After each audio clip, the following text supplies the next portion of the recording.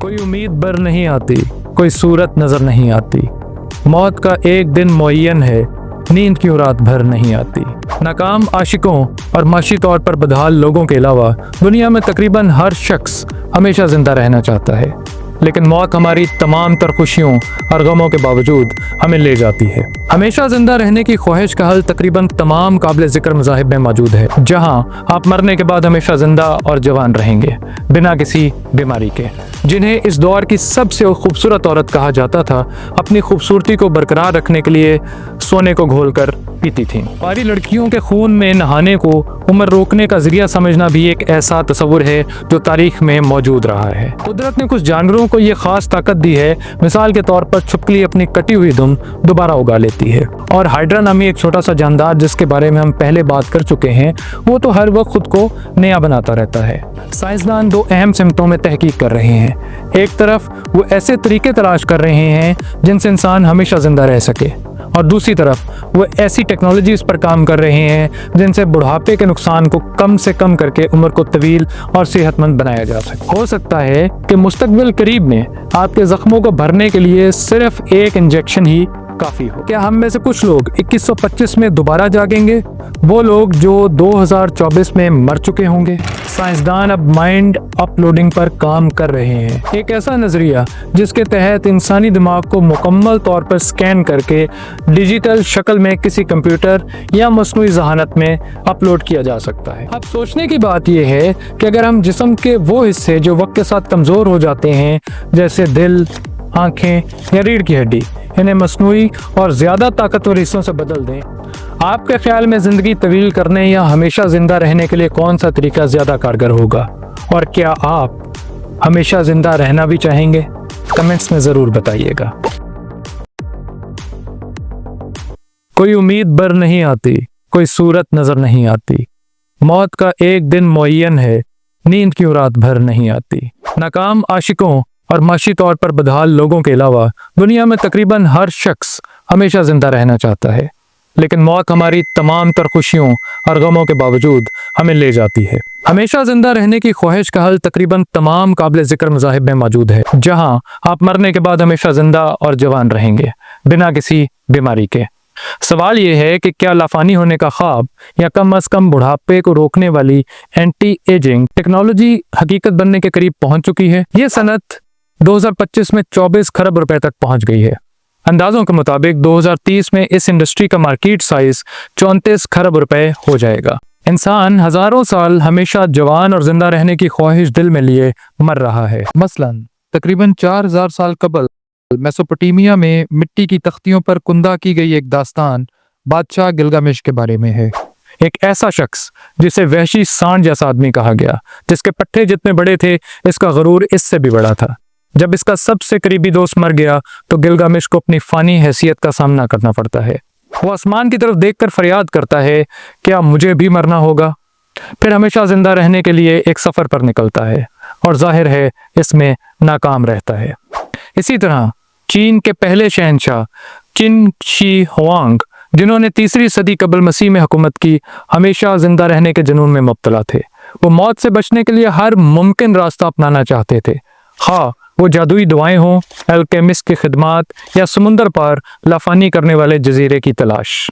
लेकिन सितम ज़रीफ़ी ये है कि वो इन्हीं अमर करने वाली दवाओं जो कि मरकरी पर मुश्तमिल थीं के सबब सिर्फ 49 साल की उम्र में इस दुनिया से चले गए। चिंग शी हुआंग वाहिद तारीखी शख्सियत नहीं थे जो ये समझते थे कि किसी खास मशरूब या मुरकब से हमेशा की जिंदगी हासिल की जा सकती है। 16वीं सदी की फ्रांस की मशहूर हसीन खातून डियान दा पोतिये, जिन्हें इस दौर की सबसे खूबसूरत औरत कहा जाता था, अपनी खूबसूरती को बरकरार रखने के लिए सोने को घोलकर पीती थीं। बाद में तहकीक से पता चला इनकी मौत जहरीले सोने के ज़र्रात की वजह से हुई। यूनानी और मगरबी अफसानों में जिसे फाउंटेन ऑफ यूथ कहा जाता है, मशरकी रवायात में से आबे हयात के तस्वुर से मिलाया जा सकता है। दोनों ख्यालात में एक चीज मुश्तरक है, हमेशा जिंदा रहने और जवानी कायम रखने की ख्वाहिश। इसकी तलाश में भी इंसान सैकड़ों साल जंगल, पहाड़ और सहरा खंगालते रहे। करूने वस्ता यानी मिडल एजेस में फिलोसोफर स्टोन की तलाश एक अजीम मकसद समझा जाता था। ये एक ऐसा अफसानवी पत्थर था जिसके बारे में यकीन किया जाता था कि ये आम धातुओं को खालिस सोने में बदल सकता है, और सबसे बढ़कर ये हमेशा की जिंदगी अता करने की ताकत रखता है। यूरोप और इस्लामी दुनिया के अल्केमिस्ट यानी इल्म कीमिया के माहिर सदियां इस पत्थर की तलाश और तहकीक में मसरूफ रहे, क्योंकि इनके नज़दीक ये मौत पर फतह और लामहदूद दौलत का जरिया था। तहम ये सिर्फ एक ख्याली तस्वुर ही साबित हुआ, लेकिन इस तलाश ने साइंस, केमिस्ट्री और मेडिकल की बुनियादें रखने में अहम किरदार अदा किया। तारीख में खून को हमेशा से बुढ़ापे के खिलाफ एक जादुई इलाज समझा जाता रहा है। 1492 में जब पोप इनोसेंट 8 मौत के करीब थे तो इन्हें बच्चों के खून के इंजेक्शन दिए गए। कुंवारी लड़कियों के खून में नहाने को उम्र रोकने का जरिया समझना भी एक ऐसा तस्वुर है जो तारीख में मौजूद रहा है। मसलन एलिजाबेथ बाथुरी, जिन्हें फीमेल ड्रैकुला भी कहा जाता है, हंगरी की एक काउंटेस थी जिसने 17वीं सदी के आगाज में मुबैना तौर पर सैकड़ों नौजवान लड़कियों को कत्ल करके इनके खून से गुस्ल किया। इसका यकीन था कि कुंवारियों के खून में नहाने से इसकी जिल्द जवान और झुर्रियों से पाक रहेगी, लेकिन आखिर वो एक अंधेरे कैदखाने में मर गई। पोप इनोसेंट के बारे में मशहूर वाकया ज्यादातर लोगों के नजदीक झूठ है, और एलिजाबेथ के बारे में कहा जाता है ये बाद में घड़े गए, यानी बढ़ा चढ़ाकर बयान किया गया है, लेकिन ये इंसानों में हमेशा जिंदा रहने के ख्वाब को जाहिर करते हैं, जिसके लिए वो कहानियां घड़ने से भी बाज नहीं आते। फिर भी एक बात तो तय है, तारीख और कब्रिस्तान मौत का हल ढूंढने वालों से भरे पड़े हैं। दुनिया की सबसे ज्यादा उम्र पाने वाली तस्दीक शुदा शख्सियत फ्रांस की जेन कॉलमेन थी, जो 1997 में 122 साल की उम्र में इंतकाल कर गईं। इस वक्त इंसानों में औसत उम्र 72 ईयर्स है। तरक्की याफ्ता ममालिक में 80 साल से जायद उम्र के अफराद की आबादी सबसे ज्यादा तेजी से बढ़ने वाला तबका है। आलमी सतह पर भी 65 साल से जायद उम्र के अफराद की तादाद में तेज इजाफा देखा जा रहा है, जो कि 2000 में 24 करोड़ 90 लाख थी और 2030 तक बढ़कर 69 करोड़ होने का अंदाजा है। अब तक इमॉर्टैलिटी का तस्वुर सिर्फ साइंस फिक्शन की हद तक माना जाता था, मगर ये सब उस वक्त बदलना शुरू हुआ जब इंसानी उम्र को लंबा करने और मौत को शिकस्त देने का ख्वाब सिर्फ साइंसदानों तक महदूद नहीं रहा, बल्कि अब दुनिया के बड़े बड़े अरबपति भी इस मिशन पर सरमाया लगा रहे हैं। क्या बुढ़ापा वाकई ही खत्म किया जा सकता है? क्या मौत अब सिर्फ एक ऑप्शन रह जाएगी? जैसा कि अमूमन कहा जाता है, बीमारियों का इलाज इस वक्त मिलता है जब वो किसी अमीर आदमी को होती हैं, क्योंकि जब अमीर आदमी बीमार होता है तो वो इस बीमारी पर रिसर्च करवाने के लिए पैसा लगाता है और इलाज मिलने पर वो दूसरों के काम भी आ जाता है। दुनिया के बड़े बड़े खरबपतियों ने तवील उम्र या हमेशा जिंदा रहने के लिए बहुत सी रिसर्च कंपनीज में पैसा लगाया हुआ है। ऐसा ही एक किरदार ब्रायन जॉनसन है। ये साहब 2021 से हर साल तकरीबन $20 लाख अपनी तजर्बाती एंटी एजिंग प्रोग्राम पर खर्च कर रहे हैं, जिसे वो प्रोजेक्ट ब्लू प्रिंट कहते हैं। ब्रायन जॉनसन इस वक्त सुर्खियों में आए जब उन्होंने हमेशा जवान रहने के लिए कई इंतहाई इकदाम किए, जिनमें रोजाना 100 से ज्यादा सप्लीमेंट्स का इस्तेमाल, कंट्रोल डाइट, नींद और वर्जिश का शेड्यूल, और यहाँ तक कि उन्होंने अपने नौजवान बेटे के खून का प्लाज्मा भी खुद में मुंतकिल करवाया ताकि जिस्मानी उम्र को मुंजमद कर सकें। ये प्रोजेक्ट अब साइंस, टेक्नोलॉजी और तिब की दुनिया में दराजी उम्र के एक इंतहाई तजर्बे के तौर पर देखा जा रहा है। ओपन एआई, जिसे आप चैट जीपीटी के नाम से भी जानते हैं, इसके सीईओ सैम ऑल्टमैन ने मुस्तकबिल में मौत को शिकस्त देने के लिए एक अनोखा कदम उठाया है। उन्होंने अमेरिकी स्टार्टअप नेक्टॉम को $10,000 अदा किए ताकि इनका दिमाग मरने के फौरन बाद एक खास केमिकल से महफूज किया जा सके। इस अमल को क्रायोनिक्स और माइंड अपलोडिंग का इम्तजाज समझा जा रहा है, जिसमें दिमाग के तमाम न्यूरॉन्स को इस तरतीब के साथ महफूज किया जाता है जैसे वो जिंदगी में काम करते थे। मकसद ये है कि जब कभी साइंस इस काबिल हो जाए तो इस दिमाग को कंप्यूटर पर अपलोड करके नई जिंदगी दी जा सके। अमेज़न के बानी जेफ बेजोस ने एक तहकीकाती लेबॉर्ट्री यूनिटी बायोटेक्नोलॉजी में सरमायाकारी की है, जो अमेरिका, इंग्लैंड और जापान में काम कर रही है। ये इदारा सेलुलर रिजुविनेशन प्रोग्रामिंग पर काम कर रहा है, यानी जिस्म के पुराने और ख़राब फलियात की मुरम्मत करके इन्हें फिर से जवान बनाना ताकि वो कभी ना मरे।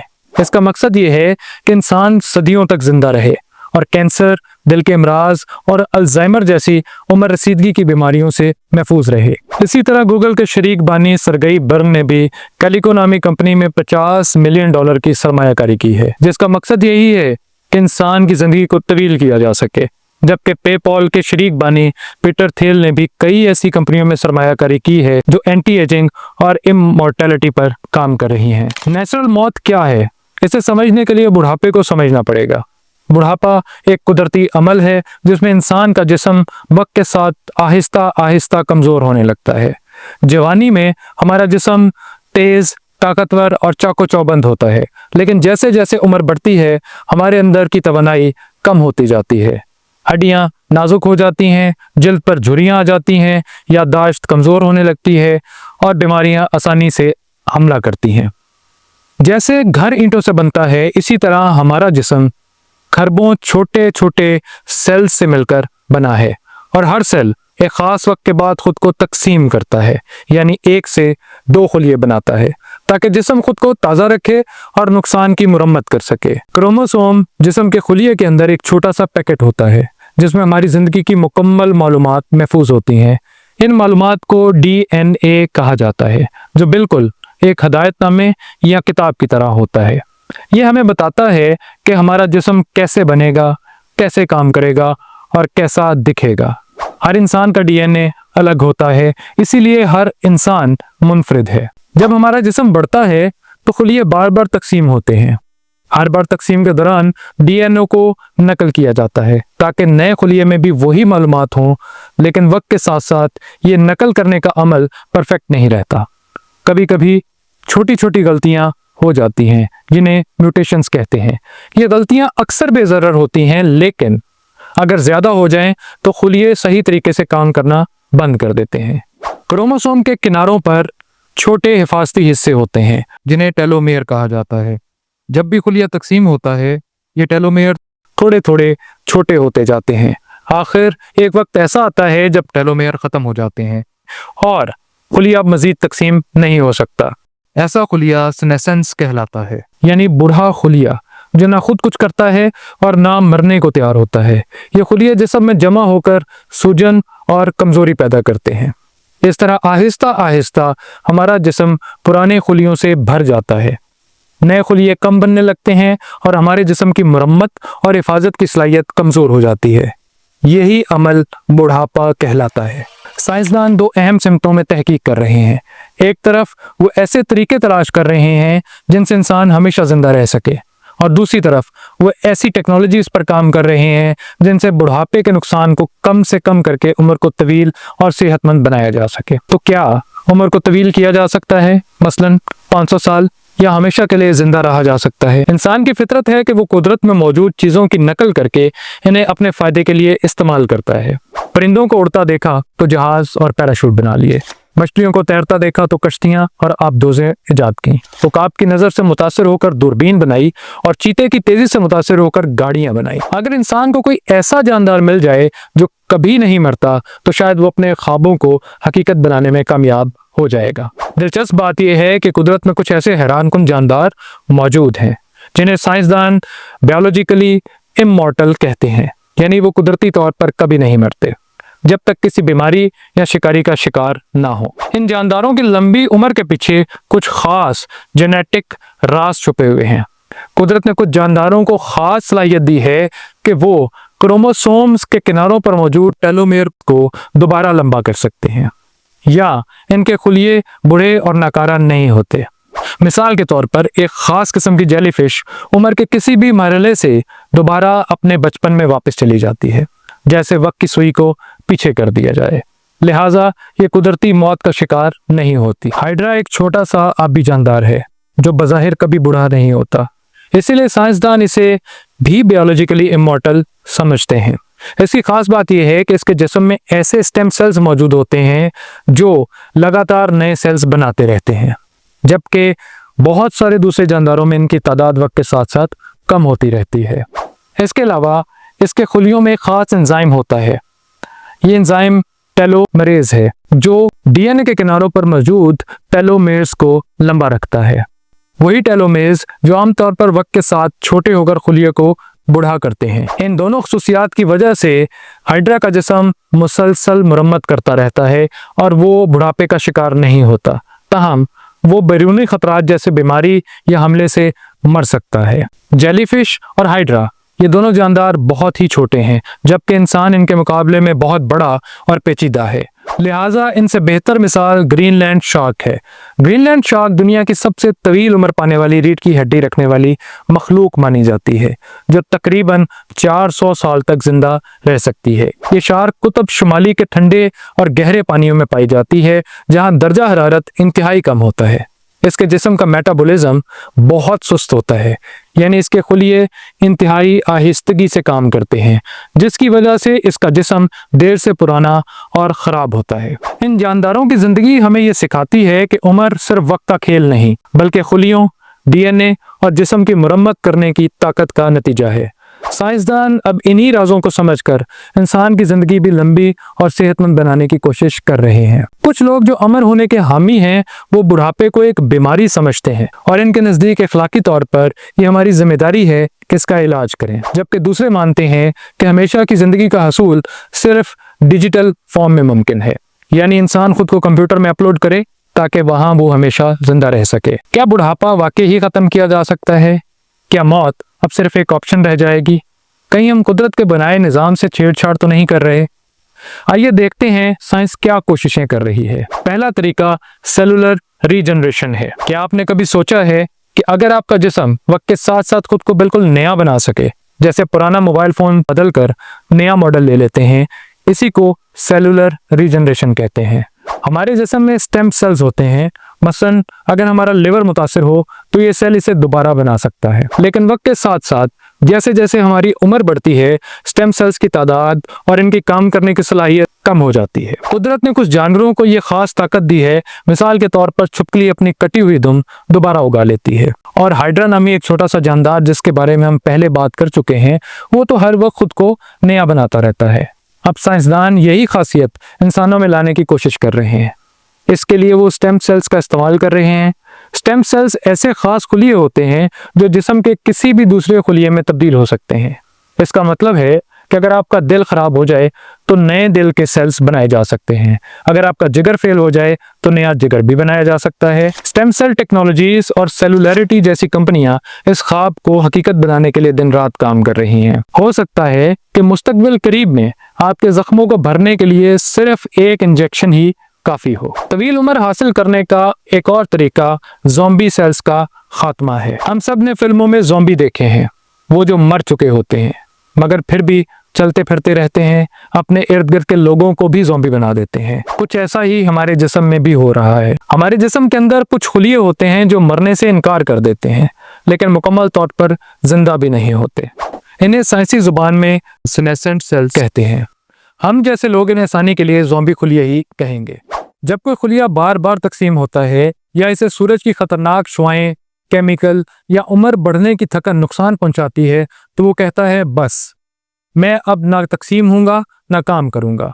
मगर मसला ये है कि वह खामोश होकर नहीं बैठता, बिल्कुल इस एम्प्लॉय की तरह जिसे इंक्रीमेंट ना मिले। वो एम्प्लॉय दूसरों को भी डिमोटिवेट करना शुरू कर देता है और नौकरी छोड़ने के लिए भी तैयार नहीं होता। बिल्कुल ऐसे ही सेनेसेंट सेल्स मुसलसल अपने इर्द गिर्द के सेहतमंद सेल्स को जहरीले सिग्नल्स भेजते रहते हैं। यही वजह है कि जैसे जैसे हमारी उम्र बढ़ती है, हमारे जिस्म में ये ज़ॉम्बी खुलिये जमा होते जाते हैं और बुढ़ापे की तमाम अलामात जैसे झुर्रियाँ, कमज़ोर नज़र, जोड़ों का दर्द, दिल के मसाइल, यहाँ तक के अल्जाइमर इन्हीं का कमाल होते हैं। अब जदीद साइंसदान इन ज़ॉम्बी खुलियों के खिलाफ एक नया हथियार तैयार कर रहे हैं। ये ऐसी दवाएं हैं जो सिर्फ ज़ॉम्बी खुलियों को निशाना बनाती हैं, बिल्कुल वैसे जैसे कोई शार्प शूटर सिर्फ दुश्मन को गोली मारे, बाकी सब महफूज रहें। यूनिटी बायोटेक्नोलॉजी नामी कंपनी ने ऐसी ही एक दवा बनाई है जिसने शुगर के मरीजों की खराब होती नज़र को बेहतर बनाया है, और ये सिर्फ इब्तदा है। तवील उम्र हासिल करने के लिए साइंसदान एक और तरीके पर काम कर रहे हैं। इसे टेलोमरेज थेरेपी कहते हैं। DNA हमारे जिस्म के हर हिस्से को बनाता है, कैसे काम करना है, कैसा बनना है, कब बढ़ना है, कब रुकना है। DNA एक खास तरतीब के साथ बंधा होता है ताकि काम करता रहे। DNA के दोनों सिरों पर छोटे हिफाजती कवर होते हैं, बिल्कुल वैसे जैसे जूते के तस्मों के किनारों पर प्लास्टिक के छोटे सिरे होते हैं। इन सिरों को साइंसी जुबान में टेलोमेर्स कहते हैं।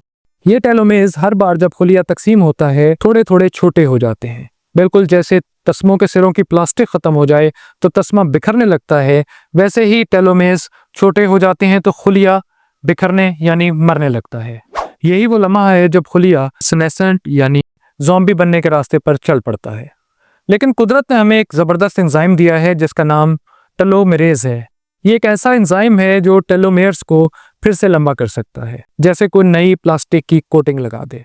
लेकिन बदकिस्मती से जैसे जैसे हम बूढ़े होते हैं ये टेलोमेरेज सुस्त और कमज़ोर हो जाता है।